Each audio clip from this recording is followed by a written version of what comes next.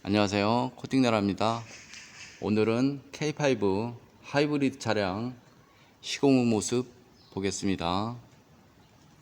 엔진, 미션, 로암, 너클 시공하였고요. 이쪽 범퍼 뒤쪽인데요, 이래 보면 배선 부분이 보이시죠? 하부 세차를 했을 경우 이런 부분에 물이 들어갑니다. 그래서 정기적인 문제가 발생이 될 수 있습니다. 빗길 주행은 별 문제가 없지만 고압 하부 세차는 문제가 발생할 수 있습니다. 쇼바 부분 스프링 시공을 하였습니다. 겨울 되면 눈길 주행을 하죠. 그러면 바퀴 회전력에 의해서 하부 전체가 흠뻑 젖습니다. 그래서 겨울 되면 이쪽 부분이 염화칼슘으로 범벅이 되는 곳이죠. 그래서 여기가 녹이 잘 나는 곳입니다. 보시면 예전 차량하고 지금 차량하고 차이점을 보면 너클 부분과 로어암 부분이 알루미늄으로 되어 있어요. 이유 중 하나는 차량 무게를 줄여서 연비에 도움을 주기 때문에, 또한 차량 진동 흡수를 위해서 알루미늄을 사용하였습니다. 바닥면을 보겠습니다. 바닥 겉면이고요. 이쪽은 머플러 부분 코팅을 하였습니다. 머플러는 코팅을 해놔도 녹이 발생이 됩니다. 하지만 하지 않은 거에 비해서 제가 봤을 때는 10배 정도는 좋다라고 생각을 합니다. 바닥면의 녹은 이렇게 평평한 곳에 발생되는 것이 아니고 이렇게 접합 부분, 물이 머무는 곳에 녹이 발생이 됩니다. 하부 세차를 했을 경우 이런 구멍 속으로 물이 유입이 될 수 있고요. 이런 부분으로 물이 들어갈 수 있습니다. 한번 들어간 물은 건조 자체가 잘 안 돼요. 남들은 잘 된다라고 말을 하지만 실상은 그렇지가 않습니다. 또한 바닥면을 보면 이런 구멍들이 상당히 많습니다. 겉면은 쉽게 건조가 되지만 속으로 들어간 물은 건조 자체가 어렵습니다. 연료통 부분인데요, 연료통은 플라스틱으로 되어 있습니다. 하지만 연료통 부분을 보면 이런 철로 된 부품이 있어요. 이런 부품도 녹이 나고요.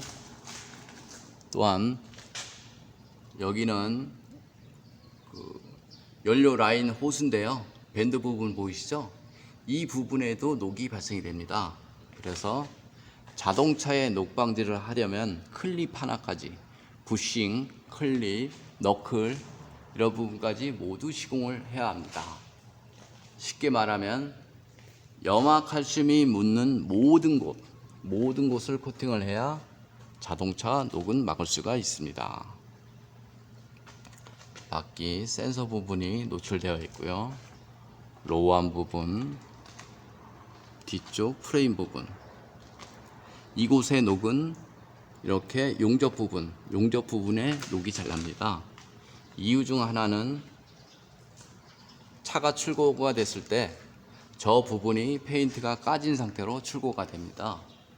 그래서 투명 코팅을 하기 전에 보수를 하고 시공을 하죠. 그래야지 내구성에 상당히 좋습니다. 고압선 부분인데요, 여기도 마찬가지로 절연 코팅을 합니다. 투명 코팅 기능 중 하나, 절연 코팅이 가능하다는 거, 이게 있습니다. 자동차의 녹은 이런 구석진 부분, 특히 물이 머무는 곳에 주로 발생이 되죠. 하부 서스펜션 쪽에를 보면 구멍들이 상당히 많습니다. 이런 부분으로 염화칼슘이 스며듭니다. 앞바퀴 안쪽 부분 보시면 전기장치가 상당히 많죠. 전기장치가 많고요. 이런 부분, 앞쪽 프레임 부분, 이런 곳까지 시공이 가능합니다. 투명 언더코팅 장점에 대해서 알아보겠습니다. 첫 번째, 하부 면적 100%를 코팅할 수 있다. 두 번째, 볼트나 너트, 클립이나 부싱까지 코팅할 수 있다. 세 번째, 전기장치나 센서 부분, 커넥터 부분에 절연 코팅을 할 수 있다. 네 번째, 코팅제가 투명하여 속면에 녹이 나면 육안상으로 보입니다. 그래서 자동차 하부 관리가 쉬워집니다. 다섯 번째, 신차 그대로의 모습으로 보존할 수 있다. 그럼 코팅 나라 장점에 대해서 알아보겠습니다. 시공 후 10년 동안은 무상 시공되며 소비자 과실 또한 무상 시공됩니다.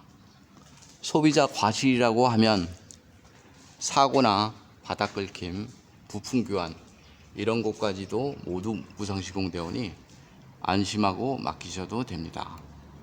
이상 코팅 나라에서 알려드렸습니다. 감사합니다.